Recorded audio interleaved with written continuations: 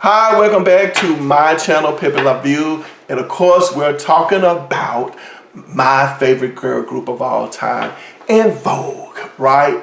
And in this particular segment of an En Vogue reunion, give it up, turn it loose. We're at the point now of discussing that Maxine has left the group and it's doing their 2001 release of Masterpiece Theater, and how Terry and Cindy seem to be weathering the storm, and how Amanda Cole has exited the group after being in the group for a year. And I just personally feel like Amanda left because she did not have a voice. That's me. I saw Amanda in groups and it just didn't look like, ooh, I'm about to sneeze. It looked like it wasn't gelling well for her. I do recall looking at, what was I looking at? A VHS tape of a concert. I think it was live in Birmingham, Alabama or something like that. And it looked like they put Amanda Cole's face on Maxine's body of the EV3 album cover. And I thought that was very tacky. Who knows why they did that? It probably was trying to save some money. I hope it wasn't a diss to Maxine. But anyway, that's what we're going to talk about today in this part of the En Vogue segment. All right, now I'm about to say a couple of things that people are probably going to say some things in the comment, but by all means, go ahead on. I think that as the years went by, as a fan, it looked like Terry started to call more of the shots in the group. That's me. It looked like it probably wasn't Cindy. It looked like it was her eventually, in the beginning, but it looked like it probably went from Cindy going more towards Terry. Why? I know that Dawn has said that, Terry was dating Tommy or Denny. I want to say Denny. I want to say she allegedly was dating Denny and the group. So I don't know if that was the thing that made her think that she was the it girl in the group and could call the shots. I'm not saying that she does that, but it comes off like she does. And because Terry has been the most consistent one in the group, like she's never left the group, and because Terry has always said that this group is her bread and butter, I think that that's probably the reason why, because she's been probably the most consistent in the group. To me, it looks like, from a fan perspective, that Cindy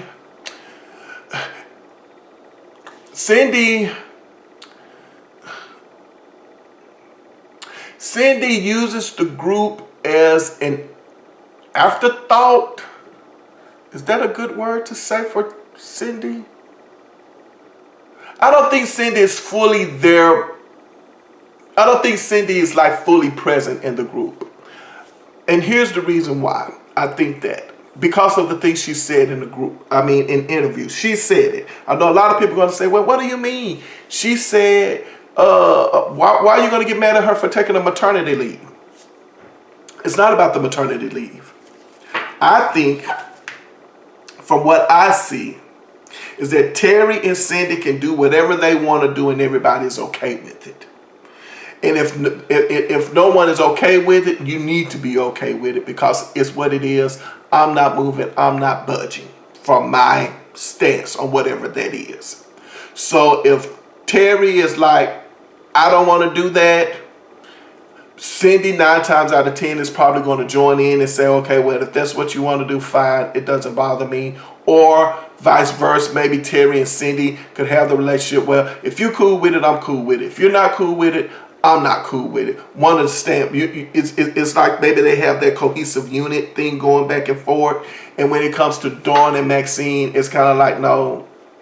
And I think since Cindy has said in interviews, well, At first I had a nanny, but now I don't need a nanny. I think I got this mothering thing under control, blah, blah, blah.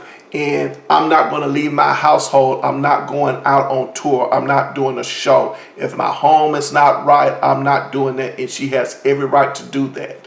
But it seemed like from a fan perspective that if Dawn wanted to go back into the group and renegotiate a contract, and in that contract she wanted to have a reality deal with whomever, whatever company or whatever it is, then it's kind of like, no, I don't want to do that, or no, you can't do that. So it seemed like to me that that's where the dynamic is.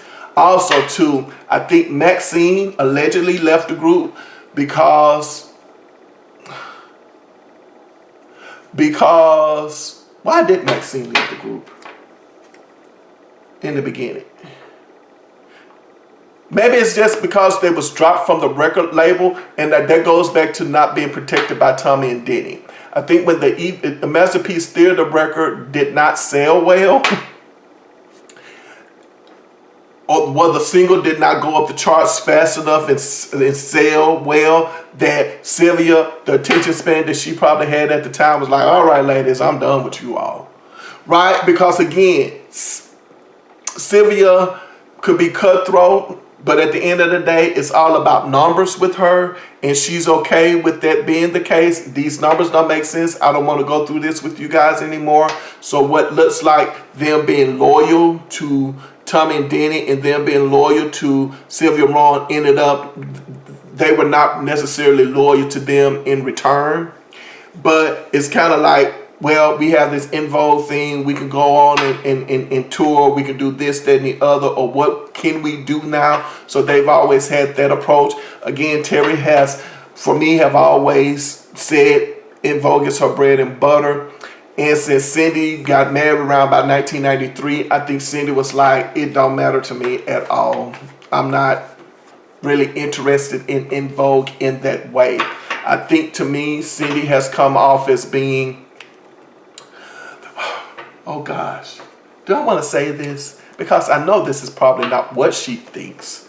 I don't think she thinks this. It's just how she comes off. It looks like to me she probably used En Vogue as pocket change.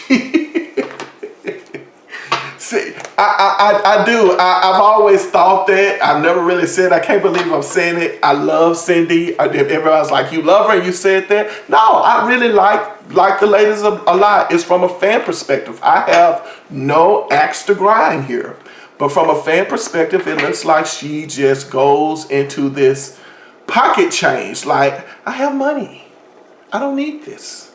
You know, I don't think it's because Cindy, you know, I think someone said that, I think it was Max who said, as I said in the previous video, that Cindy doesn't have a clue. I think Cindy has a clue.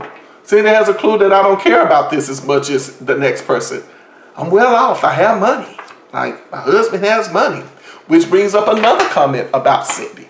Cindy said that, well, the ladies were saying, or Dawn said when they was renegotiating a contract, I don't know if it was during the EV3 phase or if it was during one of the reunites that they attempted in the 2000s.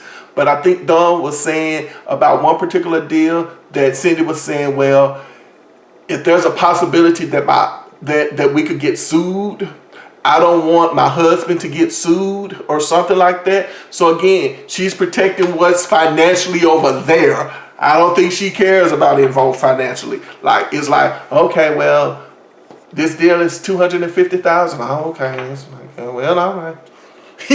That's how I think she looks at En Vogue. I was like, I'm sorry, y'all. I can't believe I'm saying that. But yes, that's how she looks at En Vogue to me.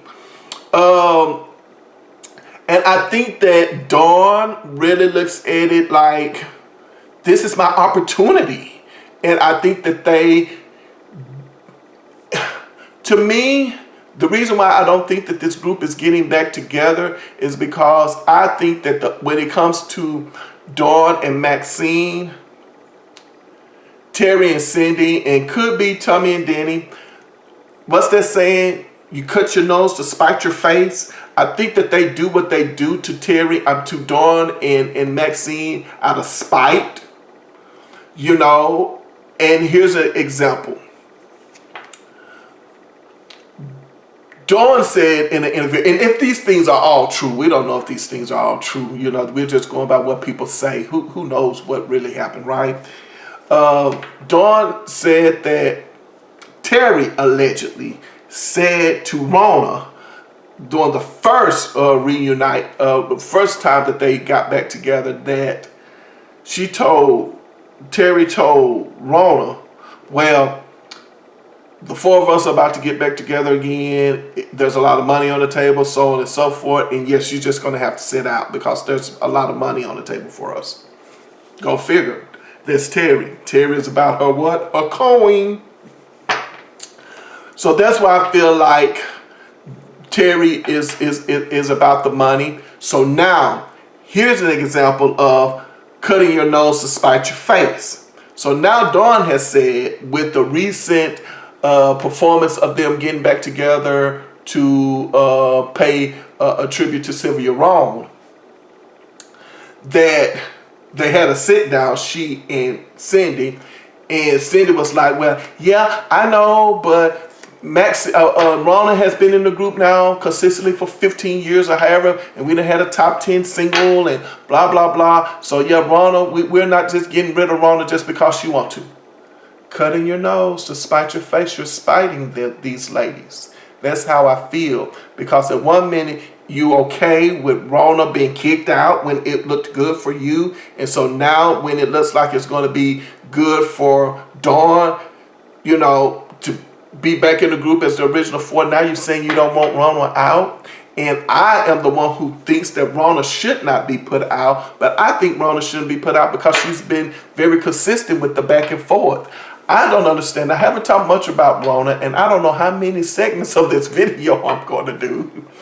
But I think with Rhona being in the group, and she was in there for Soulflower. Soulflower is wonderful. I think Soulflower was a good R&B record. You know, it really was a good R&B record, and I really love the song. Something about your hips, your thighs, my hair. I can't think of the song right now, but it's Terry saying something about my hips, my thighs. Is it my hair, my dress, my sexy underwear? I'm trying to get the song in my head. It's not coming in my head now. I want to look it up. It doesn't matter. But anyway, that was like my favorite song on the record, as well as Rhona when she sung Stop. I really like that a lot. But moving right along, I think Rhona, being that she was with the Soulflower, then back and forth with all of the other deals, people don't talk to Rhona because when I watch videos of interviews with Rhona, they always treat her like, oh, and you're the new member? No, she's not a new member. She's been in the group for 15 years. I really would wish Rhona would just tell them, will y'all stop asking me that? Like, really, it's annoying. I'm not a new member. Forget about if you replace Max or Maxine or Dawn. It is what it is. You had to come in and take over somebody's part, but to keep asking Rhona about being a new member and how it feels about being a member of En Vogue, come on, ask better questions. If I was asking questions, here's what I would ask Rhona. I would say, Rhona, how does it feel to be in the midst of all of this foolishness, this back and forth? 1 minute you're in the group, the next minute you're out. 1 minute they love you, the next minute they hate you, blah, blah, blah. What does that feel like, Rhona? You know, really. And I think right now Rhona is a life coach now, so I'm pretty sure she has a whole lot of tools in order to deal with things like that. But as far as this back and forth and this in and out with En Vogue, and I believe she said once before, what she brings to the group is consistency, and I do agree with that as a fan. I think Rhona brings a lot of consistency to En Vogue, and I think personally too, I don't know, I don't think because of the legal things that are going on in the group, and what I mean by legal being that whoever owns the name, so on and so forth, the En Vogue name, I really don't think that she is probably being paid equally. This is just me. I'm not saying that's true, but I don't think that she's probably being paid equally.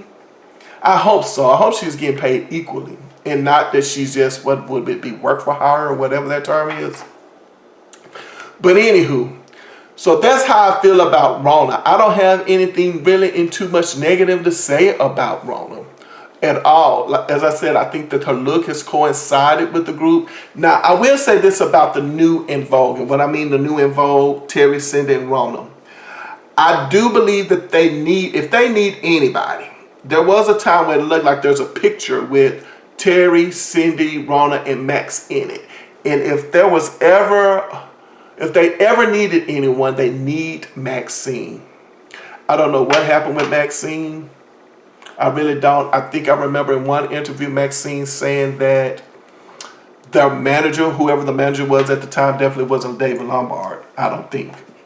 But whoever the manager was at the time, that he was getting work for Terry and Cindy, and he really wasn't getting her a lot of work. And I think that was an issue. There was one, I think it was Terry saying in the interview that Max wanted, she went and got her own personal management, and that manager, she wanted to be paid out of the En Vogue money.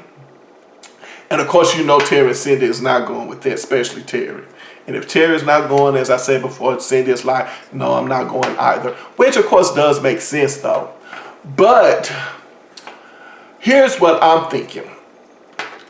Even if Max had her own personal manager, even if something did come up with Max to have an opportunity to do something, I'm pretty sure the ladies would do the cut your nose to spite your face thing again.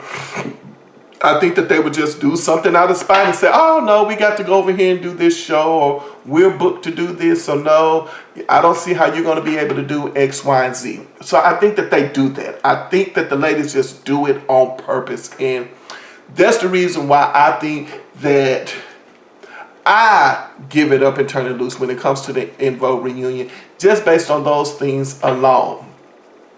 Here's the thing, Tommy and Denny has not been very vocal about whatever it is that's going on in this En Vogue dynamic.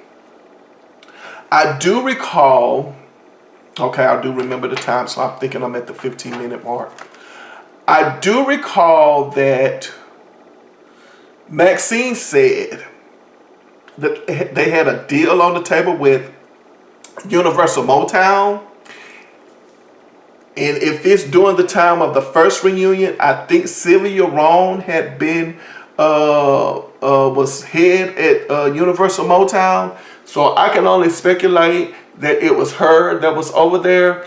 And someone made a comment that Rodney Jerkins was interested in producing En Vogue. Rodney Jerkins. I don't know. It'll be interesting. I know it'll be a different sound. Vocally, I'm pretty sure it would be great, but it would definitely have been a different sound. And so this is when I talk about Tommy and Denny.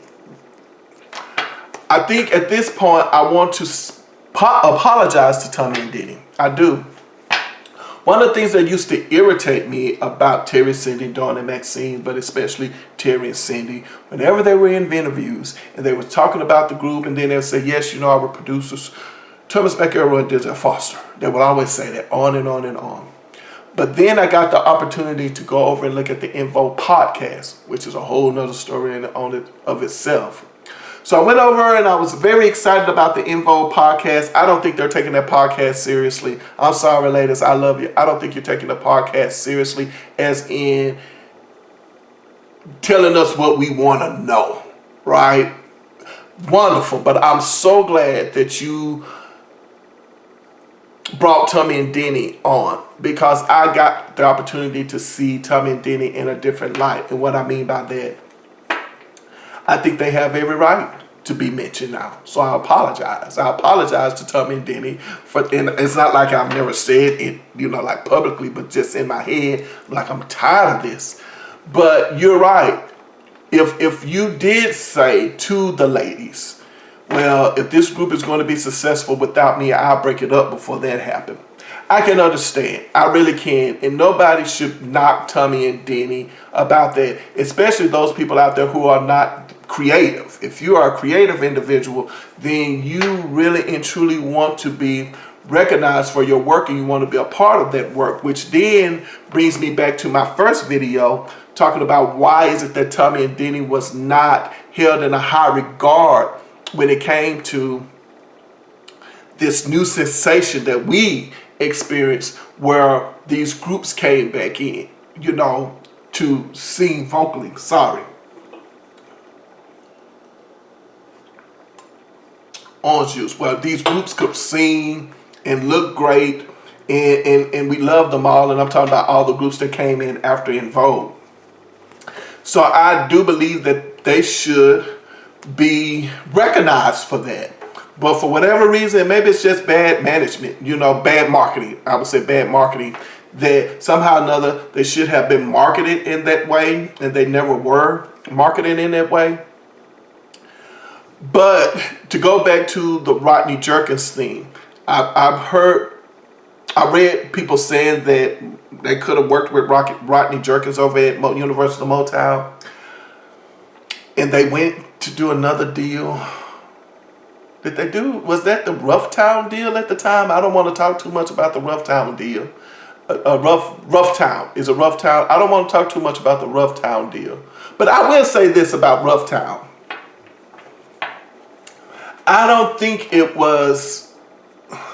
Dawn said that Renee Moore was not seasoned enough to really handle an En Vogue comeback.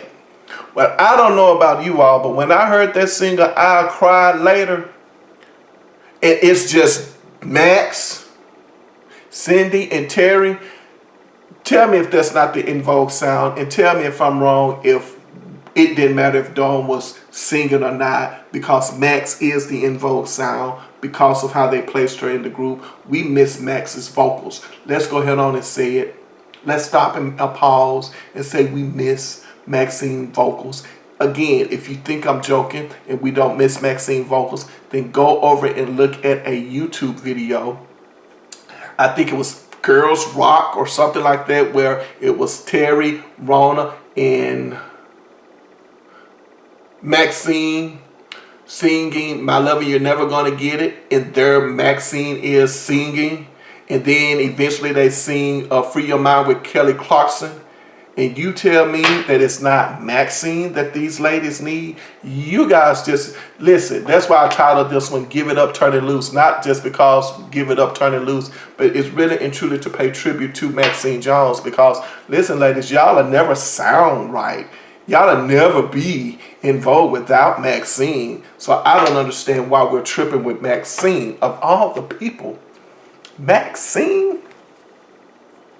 You're tripping with Maxine. But anyway, so it's Maxine you're missing. But go back to Rough Town.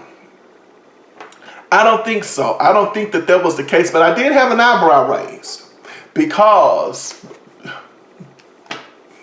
I had an eyebrow raised when I found out that Rough Town Records was the record label that they were signed to, and found out it was headed by Renee Moore, or he was the founder of it, only because of his relationship with Angela Winbush back in the day. Because you know that there was a pretty nasty breakup between he and Angela Winbush, and all the stuff that is alleged that happened on his part towards her, as well as suing for well, let's say allegedly trying to take her music. So I was like, I hope this doesn't end up in a lawsuit.